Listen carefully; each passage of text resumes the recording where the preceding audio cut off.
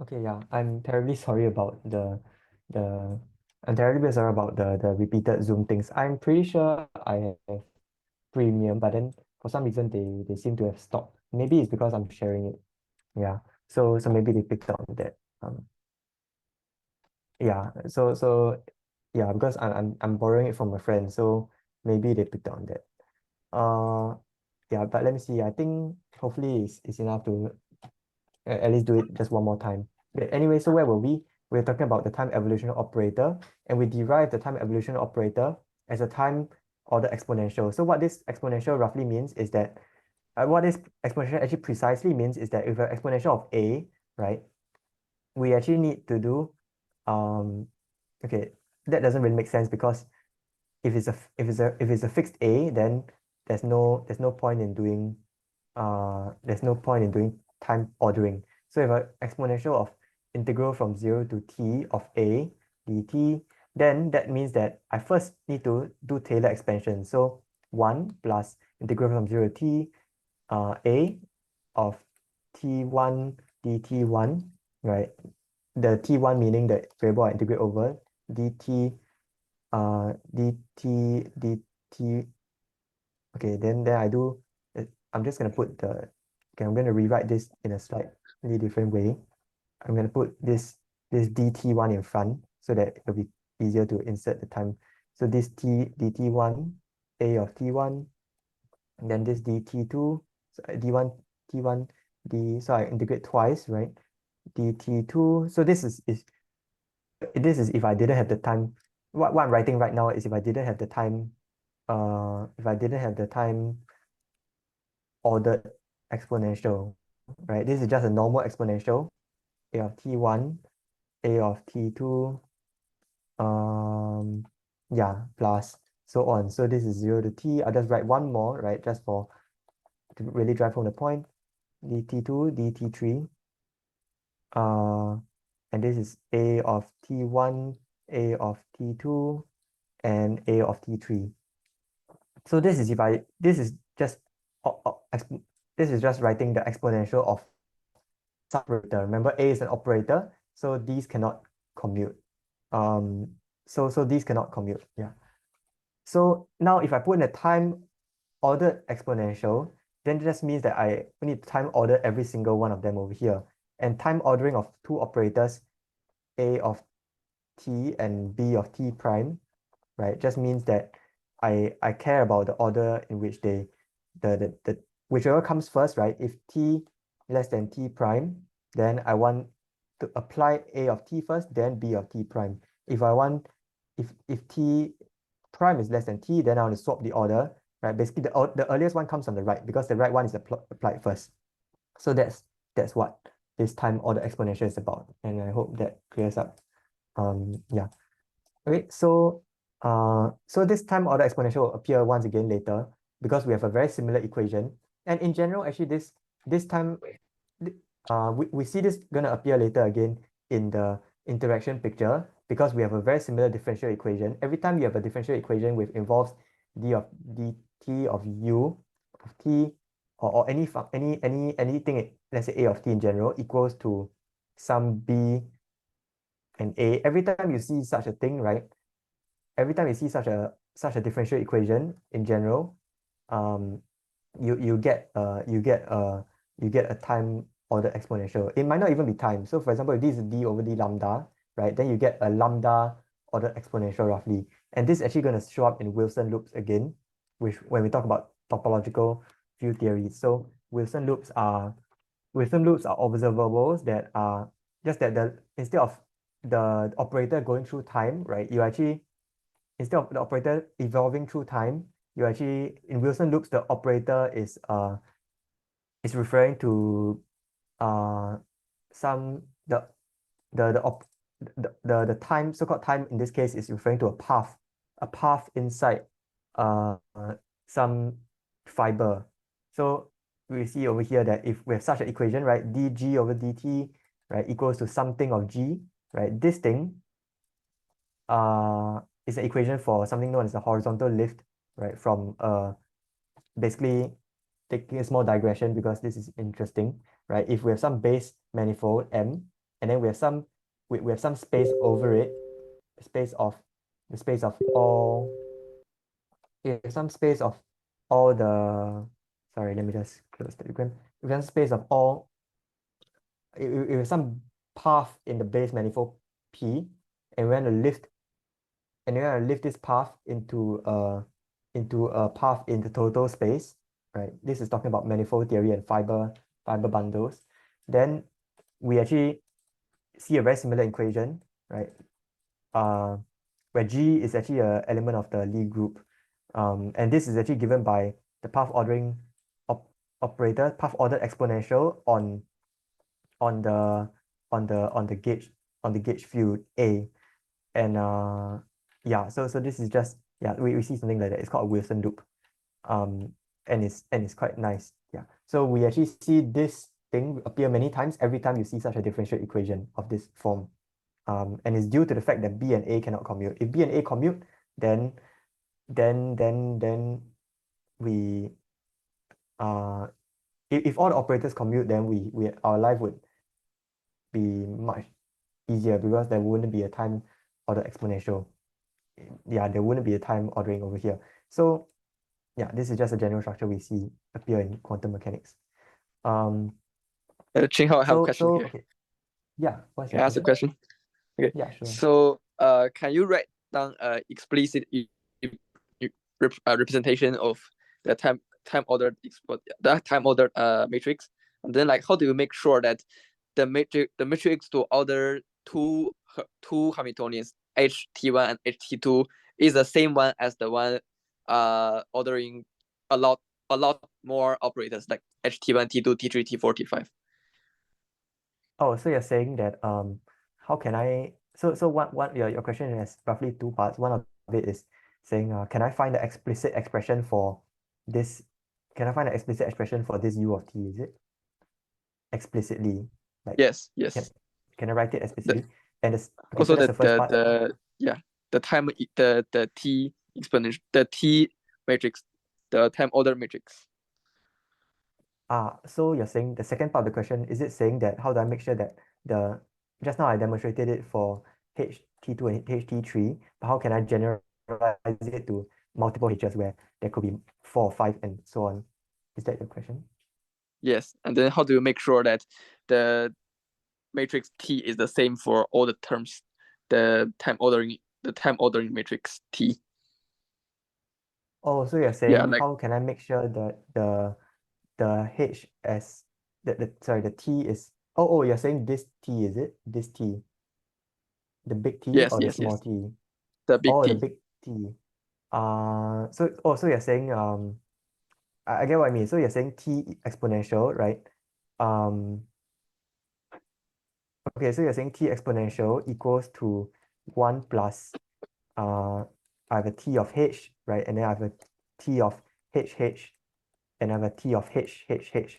You're saying how can I Yeah, make sure that this T is the same for all of, like, this T when it applies, like, what is this T? Is it kind of, yeah. You can only take it out if so, it's okay, all the same. I understand. So, okay, so what, let me explain the second question first. So in general, okay, the time ordering operator, even though it's called an operator, is actually not the same kind of operator. It's actually a so-called different, it's not the exact same kind as the quantum mechanical operator. So sorry if the lingo uh is a bit misleading, right? But this kind of operator is an operator in terms of, this kind of operator works in the way that when you apply it to some other stuff, right? It's something that you will use to manipulate the other operators. So um yeah, this kind of operators is not a quantum mechanical operator. There's no such thing as T of a state phi. There's no such thing.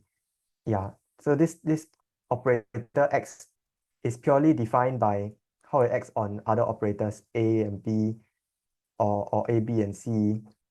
Yeah. So I hope that does that answer your question better? Yeah. Yeah, And okay. Sorry about that confusion. So time ordering, if it helps, right? Time ordering operator. We also okay. Yes. So this is probably something that you might be interested in. Blah blah. Okay, I'll just put this in the Telegram chat. Okay, I'll put it in the Zoom chat. I'll put it. Okay, I'll put it in the Telegram chat now. Yeah, I'll put it in the Telegram chat now. This is something that perhaps you can read. Looks promising. Another thing is there's another type very similar to the time ordering operator. There's something called normal ordering operator, which is basically similar to time order, just that you put the annihilation operators before the creation operators.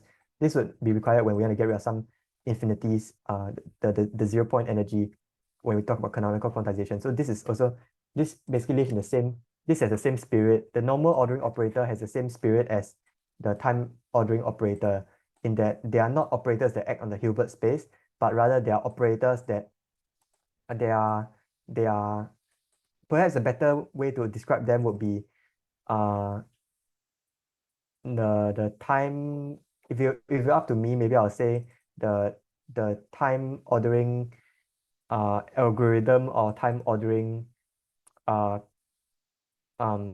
ordering re uh permutator or something. Yeah, is it is not an operator in the same sense as a quantum mechanical one. Yeah. Okay. it's more like So a law of transformation by itself. what kind of transformation? A law of transformation. Yeah, a law of transformation. Yeah, it's a time ordering law of transformation, essentially. It tells you that your operators, when you see the t in front of it, right, you must change, in order to get rid of the t, right, you must change the order of these in some way.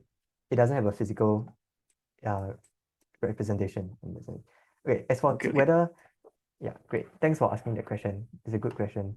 So for u of t, is there explicit expression? If we see this monstrous expression, there's almost no way you can do calculations with this directly. So the answer is actually, uh, I believe in most cases, rarely do explicit, we actually rarely find an explicit calculation for this, right? So what I mean is that we actually consider several cases. Let's consider several cases. One was if if the Hamiltonian is time independent, right? If it doesn't change in time, then this is just a normal exponential. Then what you do is you expand it in terms of eigenstates. So exponential of th, right? ith minus ith.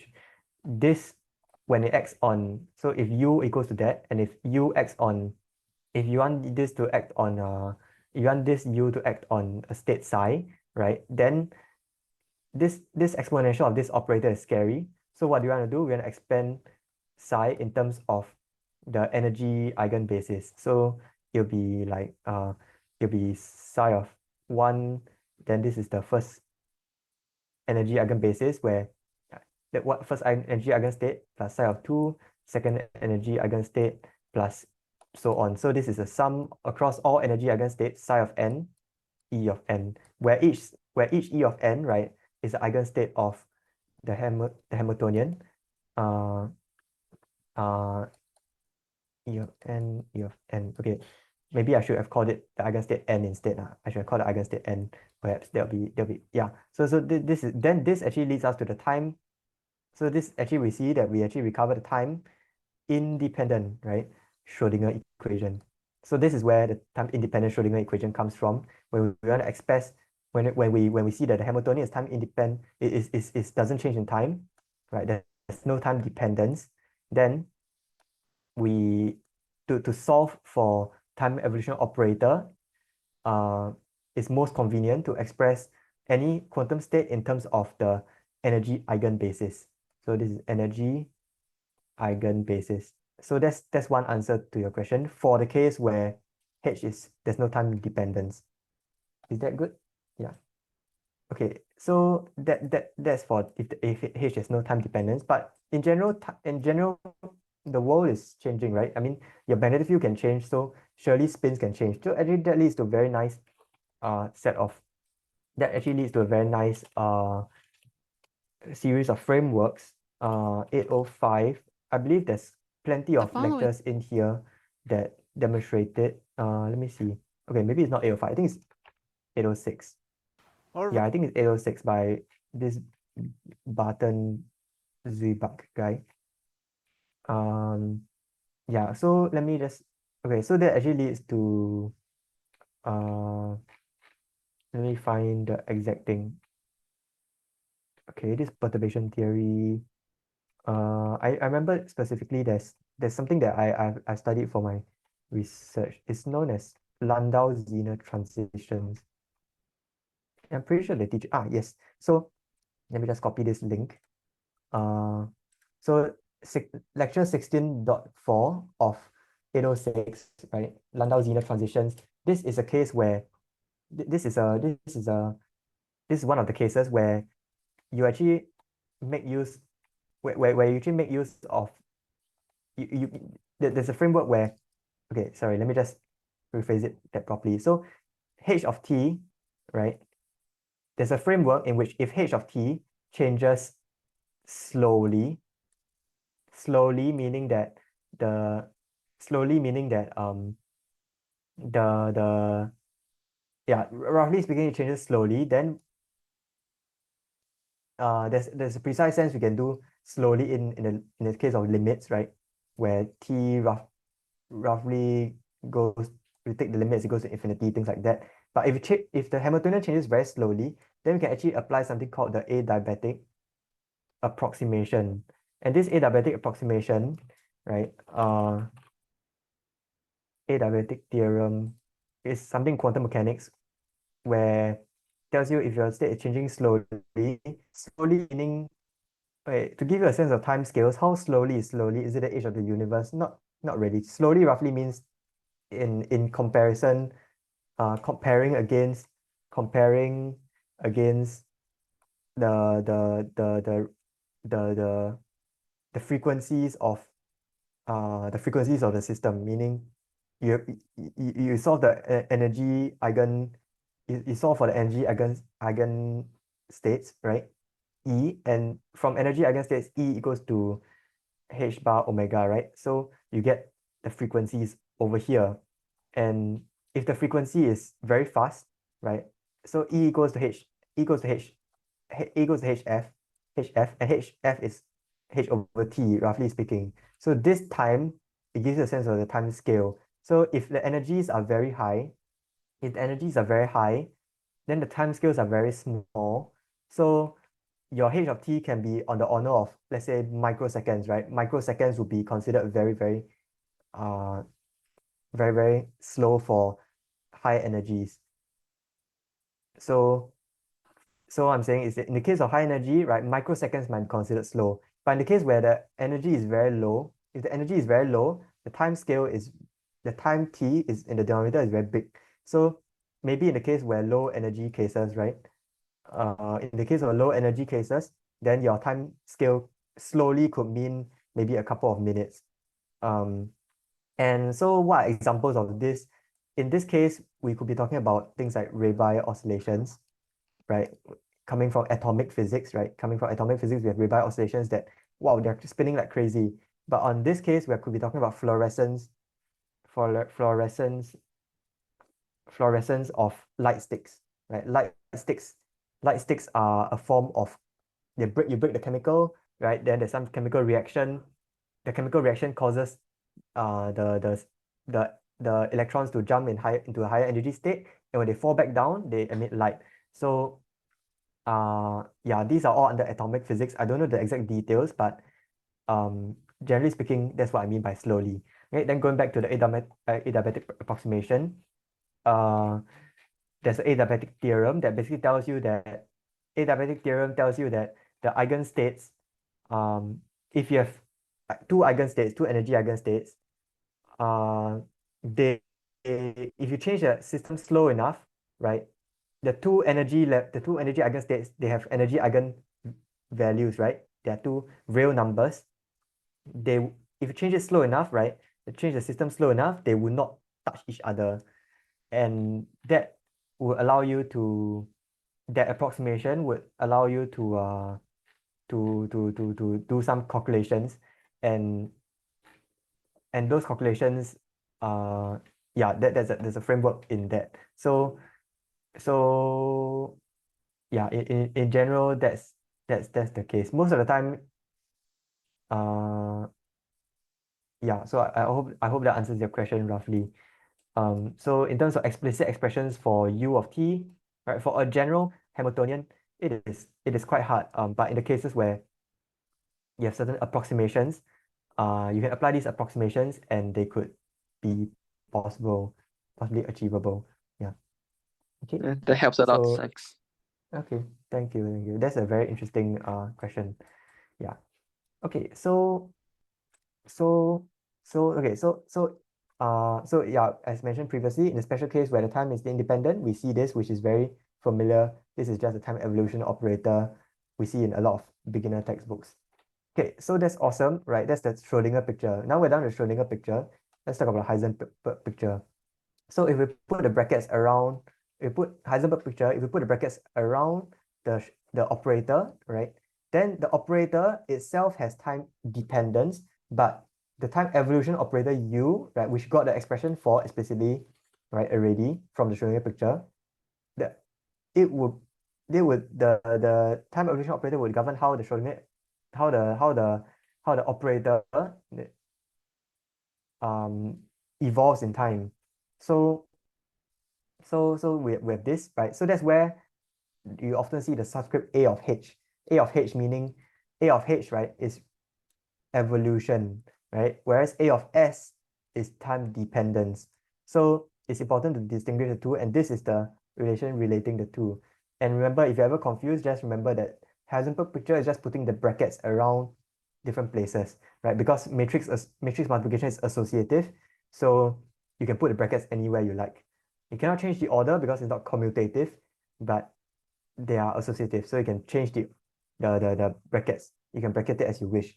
So if I have this expression, I take the time derivative, then I'll apply the chain rule on each one of them, right? The first one, the last one, and the middle term. Yeah, the middle one term. Okay, so the middle term tells me how the is basically how the time dependence changes in time. Yeah, taking the derivative of time dependence with respect to time. So this one, okay, so there's a few steps over here that I would like to elaborate more on. And one of them is this one. So you see that this one, I actually inserted a U and U dagger. This is just the identity, so that's okay.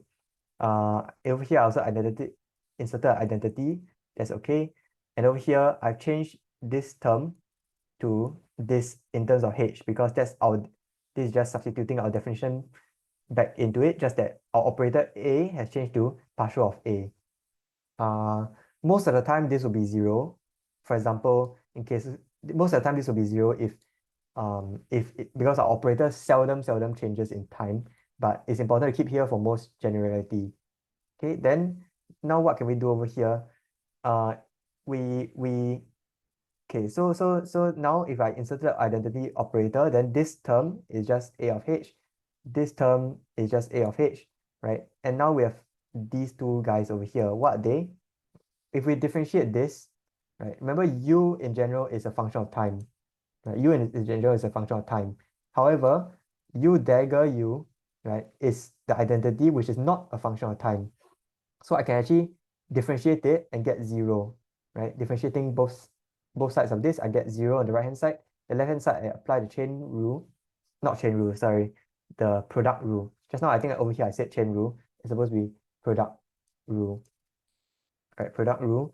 And then over here, I get one is negative for the other. That allows me to express uh, one of these in terms of the other. So now it becomes one of it changes sign, right? One of it changes to a negative of the other. And then I see that the A of H, one of it comes before and one of it comes after. So that turns it into a commutator. Commutator of two operators being AB minus BA, right? So that is that. okay, so now, yeah, okay, so now we have this, and we know that du of dt, right, we previously calculated to be hs of u, so previously we used the fact that this is using the step. When I do this step, right, it's using the fact that du of dt, I bar d of dt is h of s, right, Schrodinger Hamiltonian of u. So substituting this gives me this simplification. And so this, after this simplification, you see the minus sign disappeared and stuff. This is now, right, what do we see this is? This is actually the Hamiltonian in the Heisenberg picture. Remember, once again, h of s denotes time, h of s of t is time dependence, and h of t is time evolution. There's a key distinction between the two, and it's related by h of h equals to u dagger u, sorry, u dagger of h of s and u, right? This is the basically the Heisenberg equation. This is basically the Heisenberg picture. And yeah, so now we see all in all that d over dA over dt is given by this expression, right? And this, all this work was just another way of expressing this, right? Because this was a bit difficult to uh this is a bit difficult to work with, right? Because if we want to do this, then we need to calculate u and all those things. So I just do most of the steps of calculating, I just simplify this thing to this one, which is more which is easier for calculations, because commutators is something that we usually have from quantizing a system, right? For example, I have x of p equals to IH bar, right? I have a of a dagger equals to 1, and so on. Commutators are something that we can obtain easily from quantization. So example,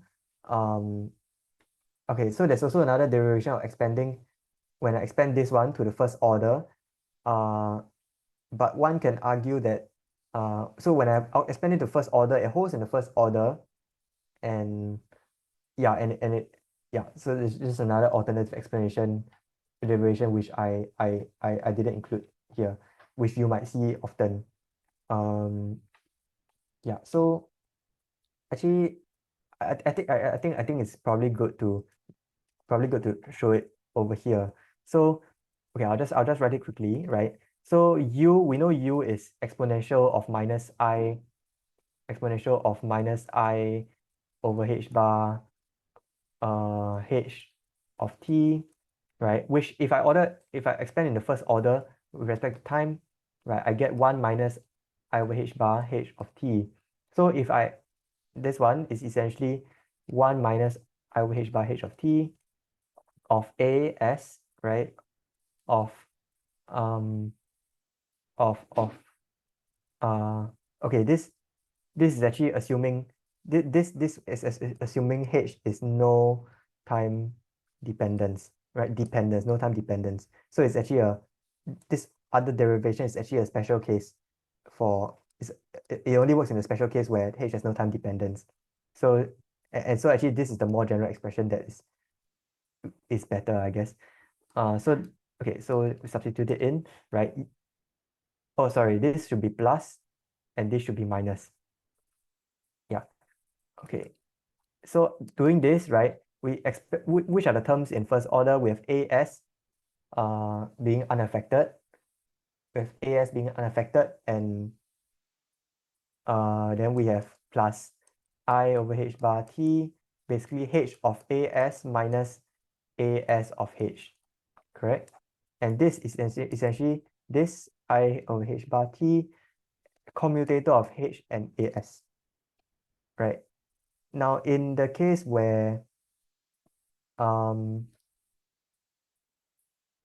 yeah, so that's that. Uh oh, there's, okay, there's something I forgot to insert over here. So so so okay, okay, this is a bit difficult. AS is supposed to be AS of AS of AS of t plus. Okay, I'm supposed to expand this in first order. Maybe I should just do it. Okay, hey, so okay, sorry, let me just do t plus dt. So this in first order, mm, mm, this in first order is going to be okay, okay. Perhaps I shall not do that. Um, yeah, but this is basically this equation over here in first order because um the left hand side is a of h of a small t. um yeah, so this is just basically another derivation for the following. Yeah, so okay, so example, quantum harmonic oscillator in, oh man, I have to end in another 10 minutes. uh I think I can probably try to make it. Quantum harmonic oscillator in Heisenberg picture. uh I have this, right, as the Hamiltonian. I can calculate the commutators of h and x, and h of p, right, by just doing, because I know x and p, then I get the following. And then this differential equation for the operators, which I can solve easily, and using the initial conditions like that, I get this. Yeah, so this is just an example application where you see that now the x initially was just an operator that didn't change in time, but now it does. So okay, so now the interaction picture finally, right? Um, why do we want the interaction picture? Is because in quantum field theory, where the fields become operators, we want the fields to evolve in the free part, because we can solve the we can find the free part allows us to solve the the Euler-Lagrange equations as a in Fourier space, as a mood expansion. So that allows us to canonically quantize it easily. And then the free part is basically exactly solvable, whereas the interacting part is not analytically solvable. So we need to expand the interacting part in terms of Feynman diagrams. So the idea is that we split the time evolution operator in this form, right? And this is how and what is this S, right? Is defined as basically something that satisfies the top equation. So S is defined in a way that it satisfies this expansion. Right? We don't know what it is at the moment, but we'll derive it later. So if we substitute this U into this, uh, the mother of all equations for expectation value, then we get the following expression. Right? We put the brackets around S and the state, and then the U naught and the operator. Then uh so so so later, so now we'll show that S of t is actually equals to the following expression. It's actually gives the following expression. So how do I know that? It's because I'm derivative of this guy. Yeah, I take derivative of that guy. And I substitute this expression for S into that, right? Then I get the following using product rule. And once again, using insertion of identity, so rather once again using differentiating this, right? I get, I get, I get this. I differentiate this. I get this term over here. Um, and we know that the right guy over here is equals to this over here, because yeah, it's equals to this over here, because this was just this is just the step we saw just now in the Schrodinger picture. Um, yeah, the H not being the free part of the Hamiltonian. So so by by applying the inverse to get rid of this U naught, right? This U naught over here, we get the following expression for how U naught dagger evolves in time. I'll try to finish up in 4 minutes so that I don't have to extend it again. Um, and so if we substitute this back into the above equation into here, then we get the following. We get the following, and and uh and it turns and by using the fact that so we basically split the Schrodinger, we basically split the Hamiltonian into two parts, right? And now we see that we have minus of the free part and we have plus of the original Hamiltonian. So that lets me lets me write this. That lets me write this, and we can see that if I then substitute u back into it, then this is what we see. So time derivative of the Schrodinger, this one, is equals to this guy times this guy. So this is exactly the same form we saw just now, right? Where we have d over dt of a is equals to ba. And whenever you see this, we have a time or the exponential. So our b in this case is this guy. Our b in this case is this guy. Previously it was the Hamiltonian over here. Now it's this new guy. It's the interacting part of the Hamiltonian evolved with the free part of the Hamiltonian, where u naught of t is given by this. So this is all the steps for the interaction picture. I've tried to flesh out in as much detail as possible. Yeah. So okay, we're just nice in time, about to end. So in quantum field theory, why do we want to use the Schrodinger picture? So essentially, what the interaction? Sorry, why do I want to use the Schrodinger picture? Sorry, why do I want to say use the interaction picture? So we want to use the interaction picture because if we look at the way that we put the brackets around, right, the free part of the Hamiltonian, the free Hamiltonian is generally something we can solve exactly, right? Something we can solve exactly by expanding in the Fourier modes phi of k. Yeah, there's basically this, in other words, right? This is easily diagonalizable. Diagonalizable. These are terms that you see synonymously. Yeah, diagonalizable in the Fourier basis. And so that means that our A, right, evolves under free. And why we want that is because in future, where we have our free fields phi, right? If we have a free field phi, meaning there's no interaction terms, then if we upgrade field that this field, the classical field, to a quantum field by turning it into an operator instead of a function, now it's an operator valued function, then this operator, because it is we can then evolve this operator using the free part of the Hamiltonian. And so essentially the operator is solved exactly. So when we have like this, right? We have S of this, S dagger of that. So this part is free, so it's exactly solvable. And then the we'll leave the interacting parts to the states. Yeah, so this is this so in the canonical quantization, there's a few steps to go along the way. One of them is the interaction picture, right, which gives us the S matrix. In the next few lessons, I'll try to cover there's a LSZ reduction formula, and then there's also a Wick's theorem, and then that should be in that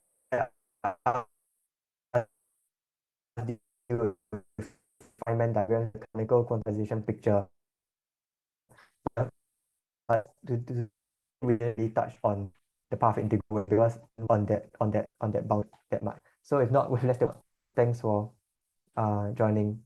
Yep, see you guys. Bye. Thank you. Bye Thank bye. you. Thank you.